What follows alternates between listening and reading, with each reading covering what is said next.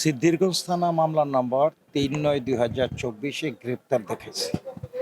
গ্রেপ্তার দেখানোর পরে তাকে কাশিমপুর কারাগারে পাঠানো হয়েছে। পরবর্তী পর্যায়ে আমরা তথ্য নিয়ে দেখলাম আরও ৫টি মোকদ্দমা তার নামে আছে। সেই ৫টি মোকদ্দমার মধ্যে ২টি মোকদ্দমা সিদ্ধিরগঞ্জ থানার ১৯/৪/২৪ এবং ৩/৬/২৪ এই ২টি মোকদ্দমায় আজকে রাষ্ট্রপক্ষ সোনেরেস্টের প্রেয়ার দিচ্ছে। সোনেরেস্টের প্রেয়ার দেওয়ার পরে আমরা বিপুল সংখ্যক আইনজীবী আমরা বিজ্ঞ আদালতে বলছি যে এই ২টা মোকদ্দমায় দ্রুত সোনেরেস্ট দেখানো হোক এবং আরও বাকি যে ২টা মোকদ্দমা আছে সেই মোকদ্দমাটা সোনেরেস্ট দেখানোর জন্য বিজ্ঞ আদালত পুলিশ ইন্সপেক্টরের মাধ্যমে থানাকে নির্দেশ দেওয়া হোক।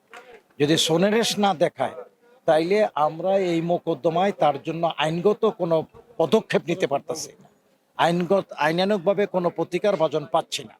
তো বিজ্ঞ আদালত আমাদের সাবমিশনের পরে কনভিন্স হয়ে তাকে সোনেরেস্ট দেখাইছে এবং বাকি মোকদ্দমাগুলিও সোনেরেস্ট দেখানোর বিষয়ে ইতিবাচক মনোভাব প্রকাশ করছে বিজ্ঞ আদালতে। এবং এই মোকদ্দমায় মেয়র আইবি ভার্চুয়ালি অংশগ্রহণ করে কাশিমপুর কারাগার থেকে, এবং মেয়র আইবি যে কাশিমপুর কারাগার থেকে শুনানির সময় রাষ্ট্রপক্ষ এবং মেয়র আইবি উপস্থিত ছিল। এই মোকদ্দমাগুলিতে তাকে যাতে সোনেরেস্ট দেখানোর পরে আমরা পরবর্তী পর্যায়ে বিজ্ঞ আদালতে আইনানুগ স্টেপ নেব এবং সেখানে এই বিজ্ঞ আদালত সেই ন্যায় বিচার প্রতিষ্ঠা করবেন। এই হচ্ছে আমাদের আজকে সাবমিশনের মূল বিষয়।